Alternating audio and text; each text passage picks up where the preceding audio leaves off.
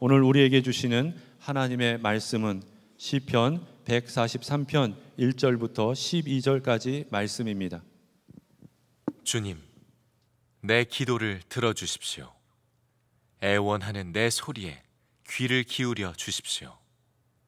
주님의 진실하심과 주님의 의로우심으로 나에게 대답해 주십시오.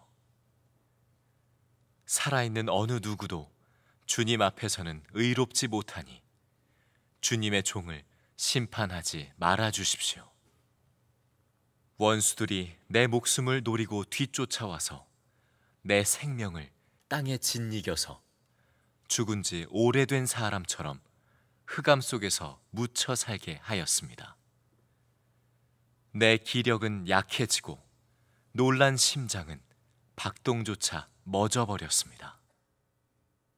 내가 옛날을 기억하고 주님의 그 모든 행적을 돌이켜보며 주님께서 손수 이루신 일들을 깊이 깊이 생각합니다. 내가 주님을 바라보며 내 두 손을 펴들고 기도합니다. 메마른 땅처럼 목마른 내 영혼이 주님을 그리워합니다. 주님, 나에게 속히 대답해 주십시오. 숨이 끊어질 지경입니다. 주님의 얼굴을 나에게 숨기지 말아 주십시오.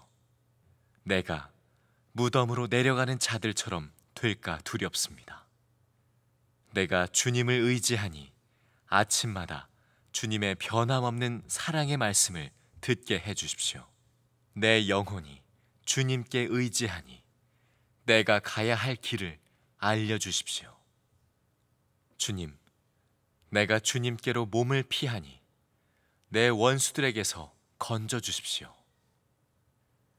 주님은 나의 하나님이시니 주님의 뜻을 따라 사는 길을 가르쳐 주십시오. 주님의 선하신 영으로 나를 이끄셔서 평탄한 길로 나를 인도하여 주십시오. 주님, 주님의 이름을 위하여 나를 살리시고 주님의 의로우심으로 내가 받는 모든 고난에서 내 영혼을 건져 주십시오. 주님은 한결같이 나를 사랑하시니 내 원수들을 없애 주십시오. 나를 억압하는 자들을 멸하여 주십시오. 나는 주님의 종입니다. 오늘 예배 드리는 중에 여러분의 마음에 회개의 문이 활짝 열려지게 되기를 축복합니다. 우리가 하나님이 기뻐하시는 그런 참 복 있는 신앙생활을 하려면 그 시작이 언제나 진정한 회개라는 사실을 잊으시지 마시기를 바랍니다. 다윗이 참 귀했던 것은 그가 어려운 일을 만날 때, 고난이 닥칠 때마다 그 반응하는 태도가 참 고귀했던 것입니다. 다윗은 사람을 탓하거나 환경을 탓하기 전에 먼저 내 죄가 이런 어려움을 자초한 것은 아니었나 하고 자기 자신의 죄를 돌아보았습니다. 이 시편 143편은 다윗의 아들 압살롬이 반역을 일으켰을 때 다윗은 정말 진퇴양난의 큰 수렁에 빠진 것 같은 어려움을 겪었을 때 다윗은 이것이 내 죄 때문에 일어난 일이구나 하는 사실을 깨닫고 하나님 앞에 정말 회개에 애통하는 기도를 드렸던 시편이 이 시편 143편입니다. 다윗은 이 시편에서 자기의 죄를 솔직히 고백을 합니다. 2절에 보면 살아있는 어느 누구도 주님 앞에서는 의롭지 못하니 주님의 종을 심판하지 말아 주십시오. 이 말은 모든 사람이 다 죄인이잖아요 하는 그런 뻔뻔스러운 그런 고백이 아니고 이스라엘의 왕인데, 다윗이 지금 자기가 이스라엘의 왕인데 왕인 나도 역시 죄인입니다. 그런 아주 진솔한 자신의 죄에 대한 자백이었습니다. 사실 다윗은 이런 압살롬의 반역을 통해서 마음에 크게 두려워하는 죄가 있었습니다. 그것은 부하 우리아의 아내를 간음하고 임신이 되었다는 소식을 듣고 그리고 그 부하를 죽게 만듭니다. 참 끔찍한 죄를 지었죠. 그 죄 때문에 하나님이 이런 징계를 내게 주시는구나. 다윗은 그렇게 생각했습니다. 그리고 정말 하나님 앞에 처절하게 참회의 기도를 드린 겁니다. 지금 다윗은 대단히 어려운 처지에 빠져 있습니다. 그 내용이 3절 4절에 나옵니다. 원수들이 내 목숨을 노리고 뒤쫓아와서 내 생명을 땅에 짓이겨서 죽은 지 오래된 사람처럼 흑암 속에서 묻혀 살게 하였습니다. 내 기력은 약해지고 놀란 심장은 박동조차 멎어버렸습니다. 거의 죽은 거나 같이 되었다는 겁니다. 그런 기가 막힌 어려운 처지에 빠졌지만 이 회개가, 다윗이 하나님 앞에 드렸던 이 회개로 인하여 다윗은 건짐을 받습니다. 그리고 가장 위대한 왕으로서 그의 삶을 마칠 수가 있게 됩니다. 여러분 중에는 다윗이 그런 끔찍한 죄를 지었어요? 저는 그런 정도의 사람은 아닙니다. 사람을 죽였다거나 무슨 간음을 했다거나 저는 그런 죄인이 아닙니다. 그렇게 생각하시는 분들도 있으실 겁니다. 그러나 여러분이 그렇게 생각하는 것 자체가 얼마나 무서운 것인가를 알아야 합니다. 한때 우리 한국에 대단히 유명했던 부흥사였던 이성복 목사님은 설교 때마다 아주 자주 말씀하신 것이 사람이 죄를 지어서 지옥에 가는 게 아니라 회개하지 않아서 지옥에 가는 것이라 그렇게 말을 했습니다. 여러분, 죄인이라고 하면 우리 모두가 다 죄인입니다. 그런데 다 죄인이지만 어떤 사람은 회개하는 사람이 있고 어떤 사람은 회개하지 않는 사람이 있습니다. 여러분은 어떤 축에 들어가십니까? 정말 회개하는 사람에 들어가십니까? 나는 큰 죄를 짓지 않았어. 살인죄도 짓지 않았고 간음죄도 짓지 않았어. 물론 그런 죄를 지은 사람이 있다면 아마 지금 그 죄책감이 있으실 겁니다. 정말 나는 정말 죄인이야. 그런 자의식이 분명할 겁니다. 그런 죄를 지었으니. 그런데 나는 그런 죄는 짓지 않았어. 그런 사람들은 자기는 특별한 죄인이 아니라고 생각한. 정말 그럴까요? 정말 특별한 죄인이 아닐까요? 저는 예수님 안에서 거듭났을 때 그때 제게 일어난 가장 놀라운 변화가 제가 얼마나 큰 죄인인가에 대해서 깨닫게 된 겁니다. 이것은 절대로 겸손의 표현이 아닙니다. 저는 솔직히 제가 그렇게 큰 죄인이라는 사실에 대해서 전혀 생각도 못했고 상상도 못했습니다. 제가 살면서 보니까 진짜 나쁜 사람들도 많고 그리고 반듯하고 깨끗하고 정직하고 그렇게 사는 사람들도 있더라고요. 세상은 두 부류의 사람이 뚜렷이 갈라지더라고요. 문제는 그 중에서 나는 어느 쪽에 속하냐고 생각을 할 때 저는 괜찮은 사람 쪽에 속한다고 생각했습니다. 저는 특별하게 큰 죄를 지은 사람이라고 생각하지 않았습니다. 근데 그것이 얼마나 큰 죄인가를 주님이 저에게 깨우쳐 주셨습니다. 주님을 바라보는 눈이 뜨이고 그리고 제가 제 영혼이 거듭나는 순간에 가장 충격을 받은 것입니다. 예수님께서 말씀하신 말씀 중에 바리새인과 세리의 기도에 대한 말씀이 나옵니다.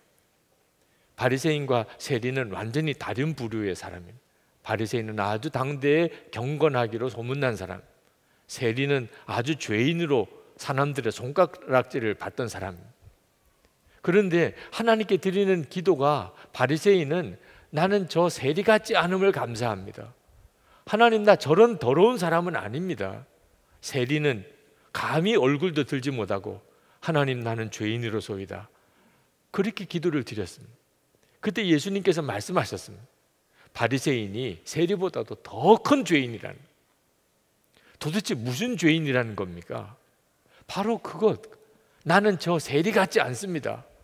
나는 저런 나쁜 사람이 아닙니다. 나는 경건하고 의로운 사람입니다. 그게 바로 큰 죄라는 것입니다.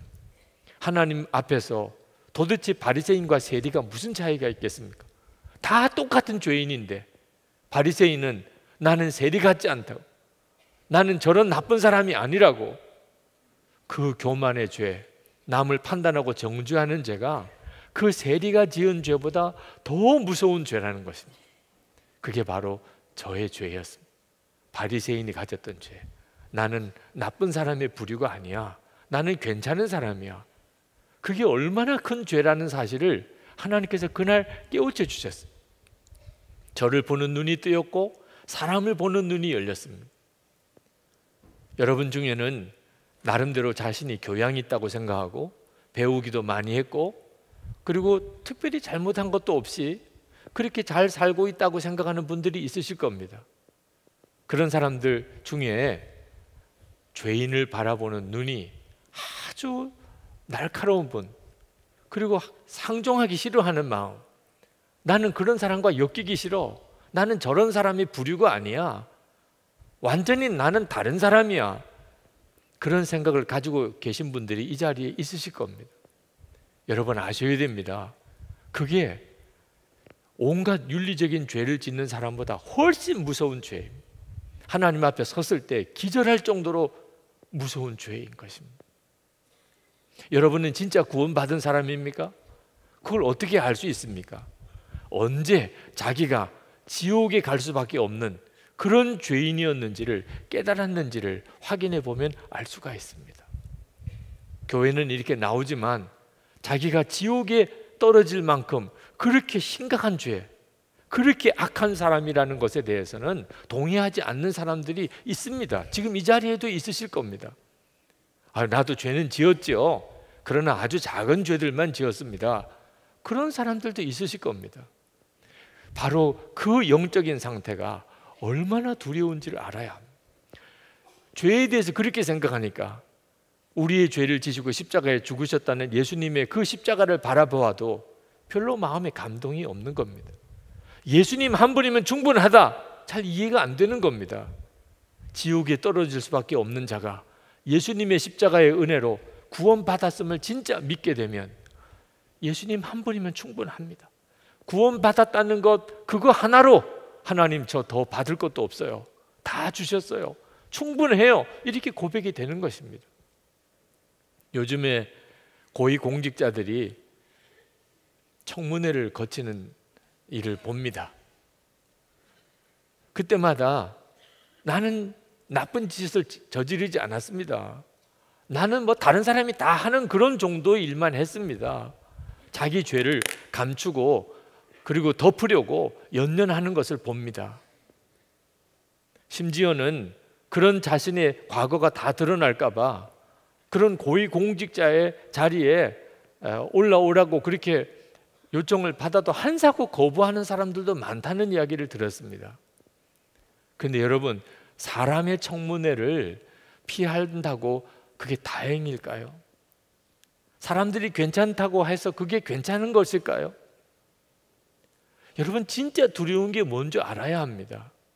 지은 죄가 드러나지 않아서, 그래서 진짜 특별히 회개할 어떤 계기도 없었고 그것 때문에 당하는 특별한 고통도 없이 그렇게 편안하게 죽어서 하나님 앞에 서게 되는 것이, 그게 진짜 두려운 것입니다.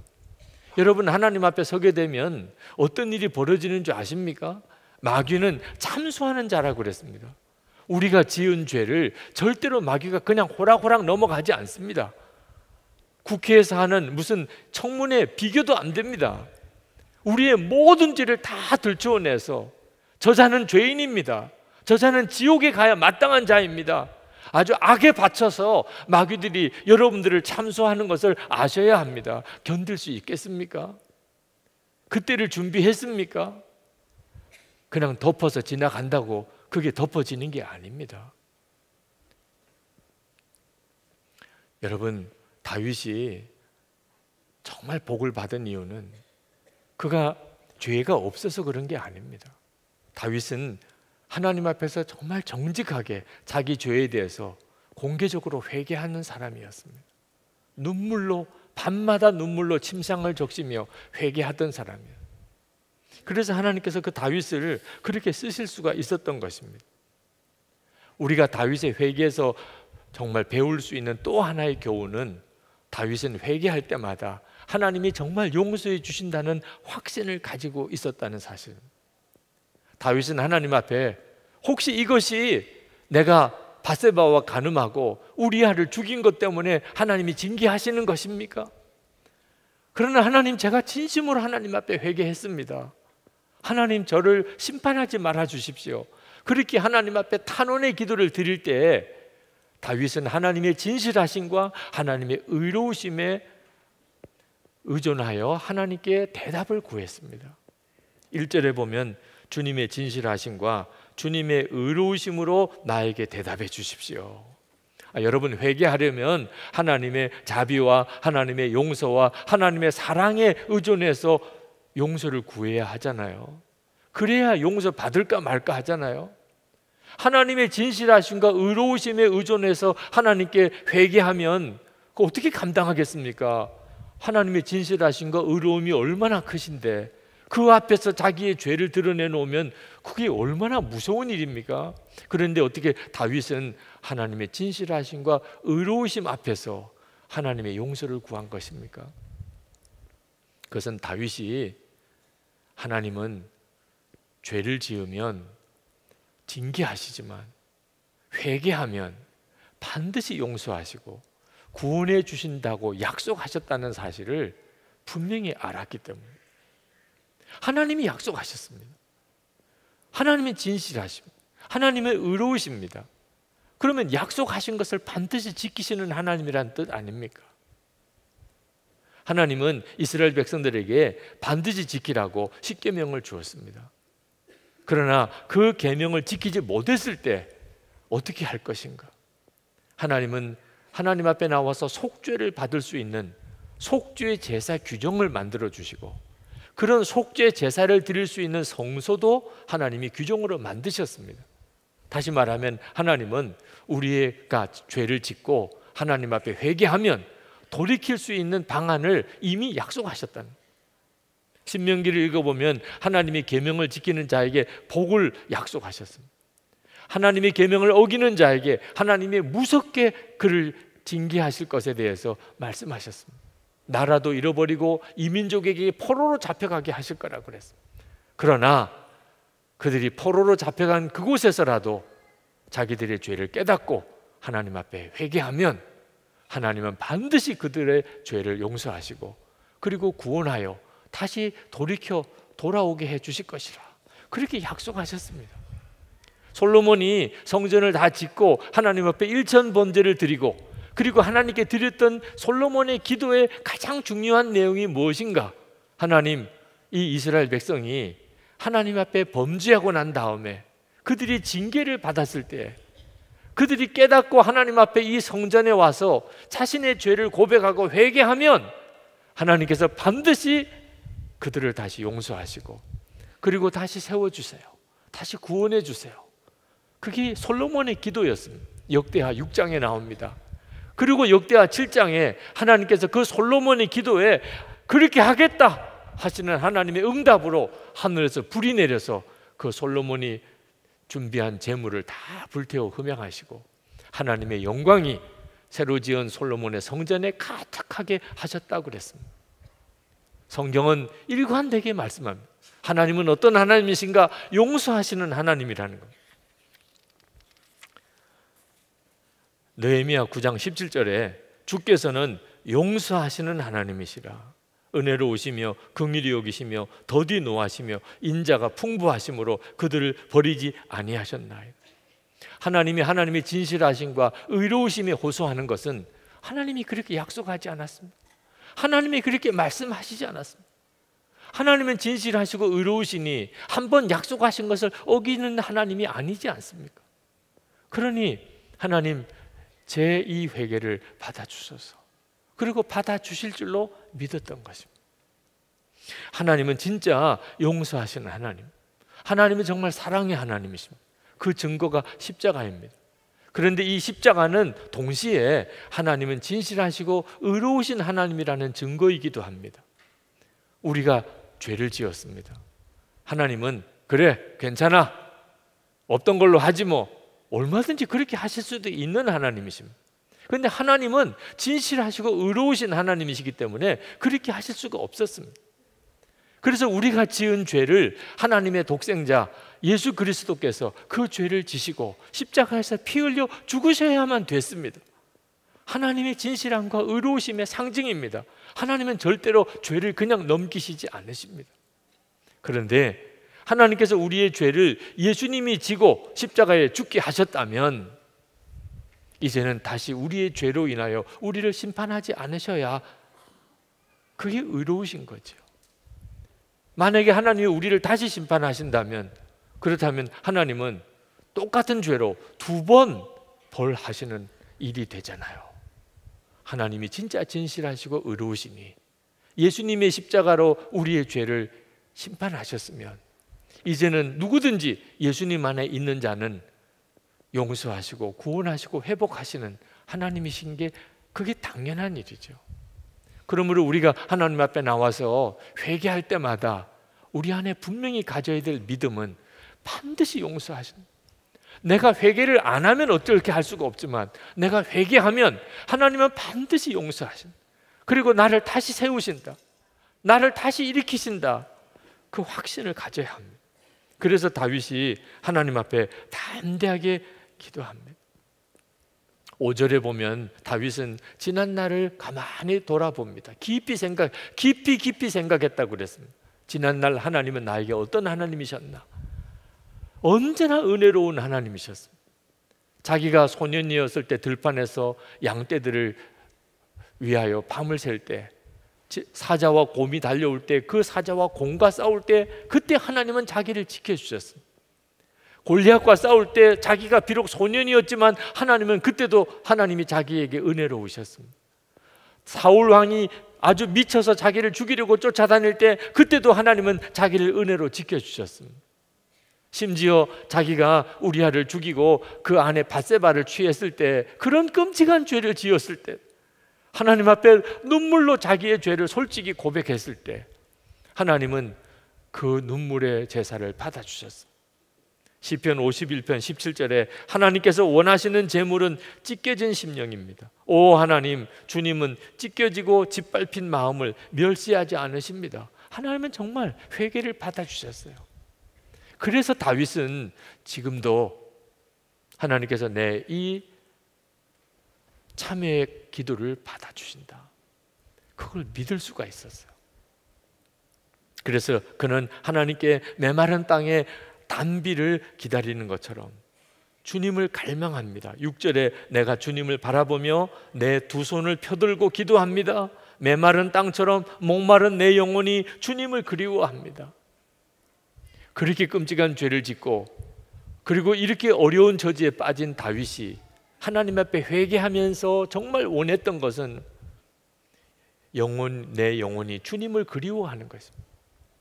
주님과 함께 그렇게 아름답게 교제하던 그때가 너무 그립습니다. 그때로 돌아가게 해주세요. 단순히 압살롬의 반역에서부터 내 생명을 건져달라는 게 아닙니다. 다윗이 진짜 원했던 것은 주님이었습니다. 정말 대단하잖아요. 이게 진짜 회개예요. 다윗의 회개가 어떤 것인가? 도대체 어떻게 다윗이 회개했기에 하나님은 다윗을 그렇게 용서하시고 그리고 다윗을 그렇게 위대한 왕으로 끝까지 그를 지키셨나? 숨이 끊어질 것 같은 다급한 처지에서도 다윗이 정말 원했던 것은 아침마다 주님의 사랑의 말씀을 듣는 것이었어요. 8절에 내가 주님을 의지하니 아침마다 주님이 변함없는 사랑의 말씀을 듣게 해주십시오. 다윗은 회개하면서도 하나님의 품으로 파고들었습니다. 9절에 주님, 내가 주님께로 몸을 피하니 내 원수들에게서 건져주십시오. 그렇게 끔찍한 죄를 짓고 그러고도 하나님의 품에 파고듭니다. 왜? 하나님은 용서하여 주시는 하나님이신 걸 믿었으니까. 회개하면 하나님은 언제나처럼 나에게 은혜로우시고 사랑의 하나님이심을 진짜 믿었기 때문에. 이것이 바로 다윗의 위대함이에요.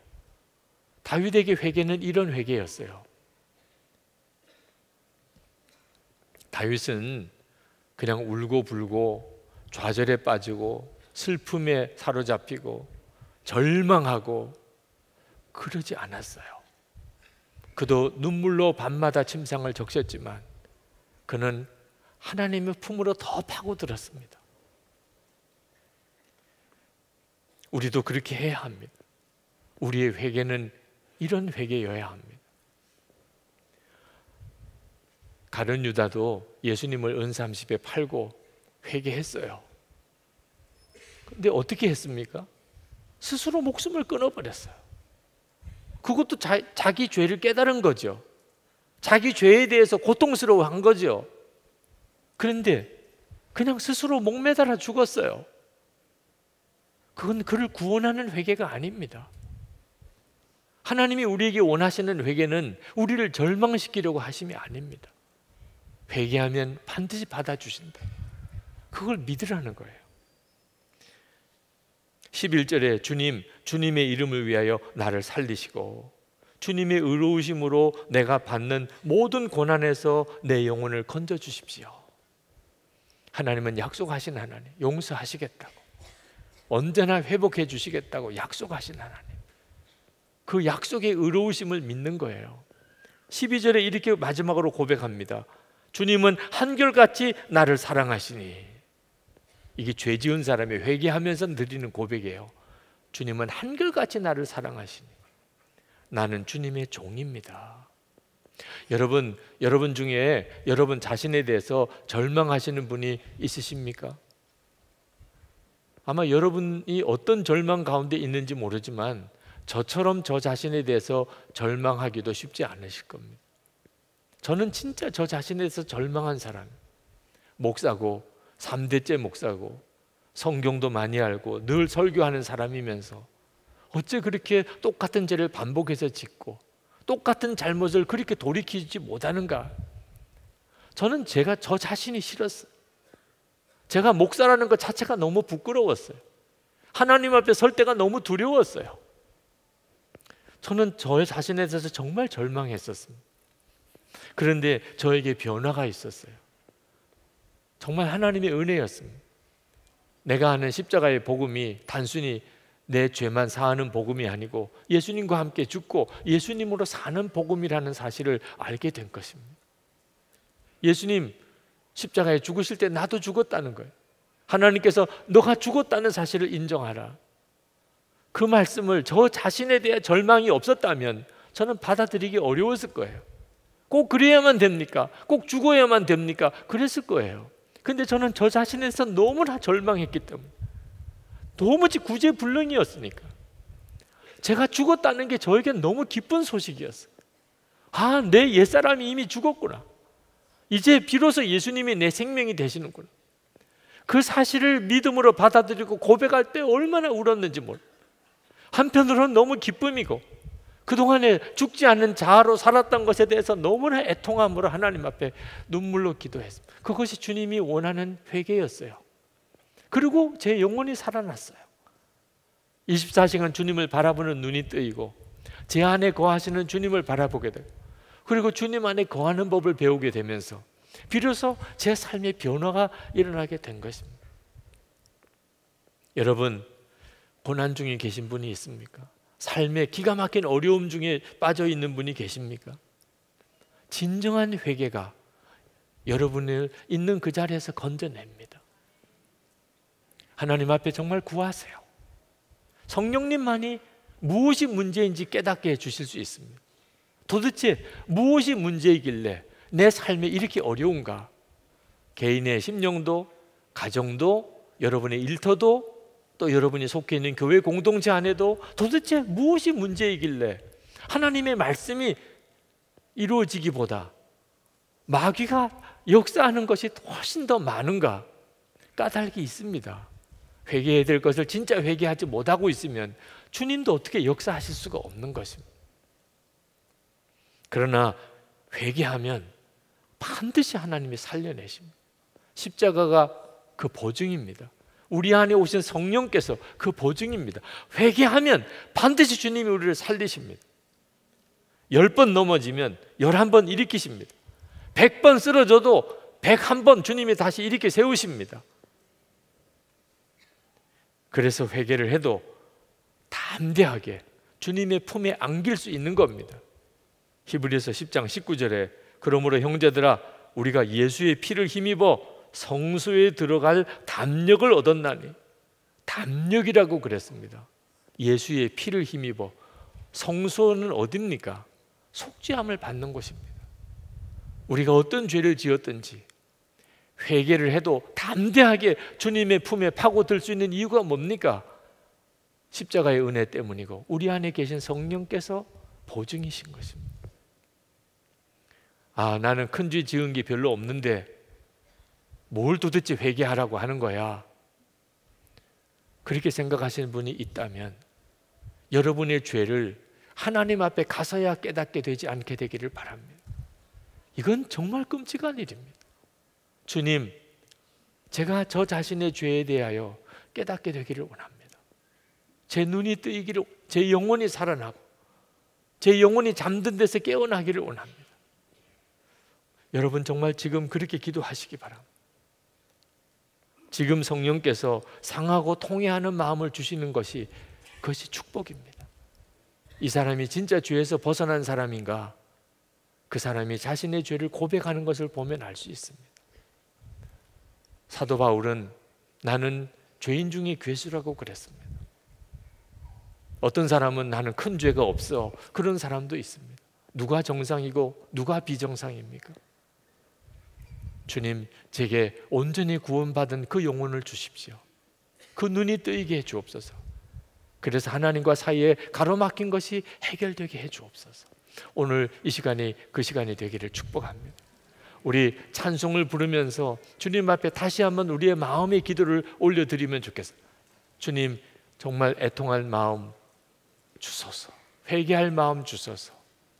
우리 다 자리에 일어나셔서 190장 찬송을 같이 부르시고 기도하겠습니다.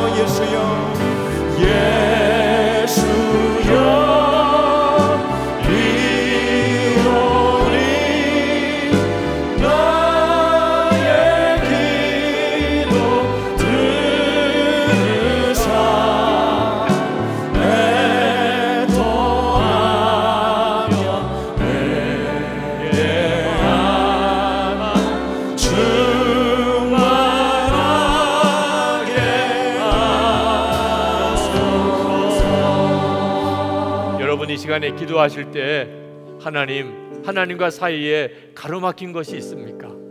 성령께서 그걸 깨닫게 해 주옵소서. 회개할 마음, 애통할 마음 주님 저에게 부어 주옵소서. 하나님께 드리는 이 회개가 반드시 나를 죄에서 깨끗하게 하고, 그리고 하나님은 반드시 나를 이 수렁에서 건지시고 회복시켜 주심을 확신하게 하소서. 주님의 진실하심과 주님의 의로우심으로 나의 회개를 받아 주옵소서.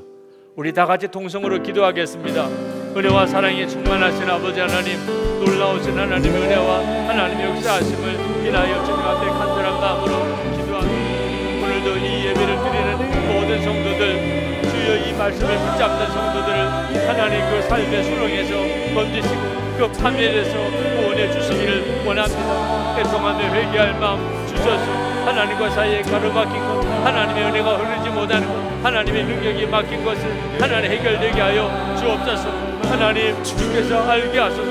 성령께서 깨닫게 하소서. 다윗처럼 진실하게 주님 앞에 하나님 통회하며 자복하며 나가게 하소서. 회개하며 자복하는 성도들 주님 마음의 심령에 하나님의 용서하심과 주님의 회복하심에 대한 확신을 주시기를 원합니다. 주님을 갈망하며 주의 음성 듣기를 원하며 하나님 주님의 품에 파고 들어가는 사랑하는 성도들을 건지시고 그 가정을 건지시고 그 일터를 건지시고 하나님 그 교회를 회복시켜 주시기를 원합니다. 은혜의 역사, 충만 하나님의 놀라우신 역사 부으시고 또 부어주시기를 주님 간절히 기도합니다. 주여, 나의 주여, 함께 하소서, 역사하소서. 주님 감사합니다. 은혜와 사랑이 많으신 하나님, 오늘 이 예배를 드리는 모든 성도들 위해, 오늘 이 말씀을 붙잡는 성도들 위해 하나님의 놀라운 은혜를 덮으소서. 하나님, 파멸 가운데 말할 수 없는 절망적인 처지에서 하나님 앞에 참회의 기도를 드렸던 다윗의 그 애통한 심령, 회개할 마음 오늘 우리에게도 주옵소서. 우리의 삶의 공공, 가정과 일터에서 무너질 대로 무너진 난감한 처지에서 하나님을 바라봅니다. 하나님과 사이에 가로막힌 것이 무엇이 있습니까? 하나님이 역사하실 수 없는 이유가 있습니까? 하나님, 그것을 알게 하소서. 하나님, 우리가 하나님 앞에 정말 회개해야 될 것 있으면 깨우쳐 주소서. 성령께서 알게 해 주소서. 애통하고 회개할 마음 가지고 주님 앞에 나가는 성도가 되게 해 주옵소서. 하나님, 사랑하는 성도들이 주님 앞에 눈물로 회개하며 진심으로 하나님 회개할 때 주여, 다윗에게 허락하셨던 그 믿음 주소서. 주님은 반드시 우리를 용서하시고 우리를 구원하시고 우리를 다시 회복시키심을 확신하게 주옵소서. 우리가 주님을 사모합니다. 하나님, 날마다 주님의 음성 듣기를 원합니다. 우리가 회개하며 좋으신 아버지의 품으로 파고 들어갑니다. 주님께 우리의 삶 전체를 맡깁니다. 주여, 받아주소서. 힘들고 어렵고 난감하고 좌절하고 절망 가운데 두려움 속에 있는 이들이 다 오늘 건짐을 받게 하소서. 놀라운 주님의 구원을 경험하게 주시옵소서. 오늘도 우리의 마음을 담아 하나님 앞에 예물을 봉헌해 드립니다. 하나님께 감사하며 주님을 향한 뜨거운 사랑과 헌신을 드리는 성도들에게 주여 은혜를 그리고 복을 주소서.